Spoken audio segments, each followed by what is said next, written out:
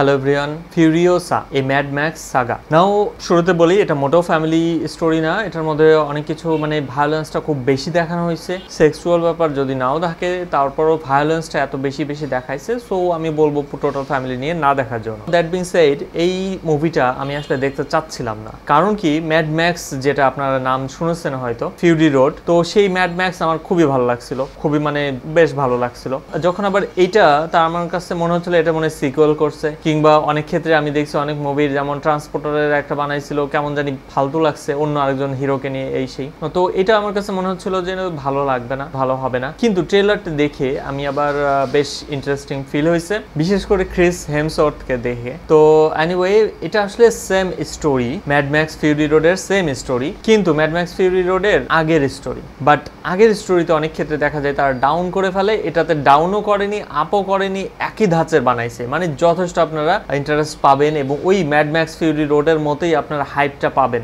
যে কোনো কিছু হইতে পারে, যে কেউ মারা যেতে পারে, যে কোনো কিছু, এনিথিং। নাও এটা আসলে ওই স্টোরির সাথে কানেক্টেড। আপনারা যদি বুঝে না থাকেন, আপনারা যদি নাম থেকে বুঝে না থাকেন, কিংবা ট্রেলার থেকে বুঝে না থাকেন, আমি বলবো বুঝেন না। আপনারা ওই জাস্ট আমার রিভিউটা দেখেন এবং তারপর মুভিটা দেখতে বসেন, তাহলে আপনারা বুঝে যাবেন। আমি যদি বলে দেই, যেমন আমি কিন্তু ওটা ধরতে পারি নাই মুভিটা দেখার আগে, বাট আমি বুঝছিলাম যে ওইটার সাথে কোনো কানেকশন থাকবে, কিন্তু যখন আমি মুভিটা দেখতে দেখতে বুঝলাম যে যখন কানেকশনটা কোথায়, তো তখন যে আমার বেশ ভালো লাগলো এবং আমার স্যাটিসফাইড যে আমি আগে স্টোরিটা বুঝি নাই যে কোন দিকে যাচ্ছে। সো আমি আপনাকেও সেটা সাজেস্ট করবো এবং আমি স্পয়লারটা দিচ্ছি না। এনিওয়ে, এখানে একটা মেয়ের স্টোরি দেখায়, যে মেয়েটা ছোটবেলায় অ্যাবডাক্ট হয়, অপহরণ করা হয়, এবং তারপর ক্রিস হেমসওয়ার্থ, তো তার বাহিনী, এটা একটা ভিন্ন বাহিনী। আপনারা ম্যাড ম্যাক্স ফিউরি রোডে যাকে দেখছেন সেটা চাইতে এটা একটা ভিন্ন বাহিনী। তো এই ভিন্ন বাহিনীটা তাকে কিডন্যাপ করে এবং তারপর তার লাইফটা কিভাবে সামনের দিকে আগায়, কিভাবে সে বেঁচে থাকে, এবং শুরুর দিকে জোস ফাইট হয়, মাঝখানে শেষে দারুণ ফাইট হয়। তো এনিওয়ে, যদি আপগ্রেড বলেন তাহলে আমি বলবো এখানে যে হিরো ক্যারেক্টার আছে তাকে আরেকটু আপগ্রেড করা যেত।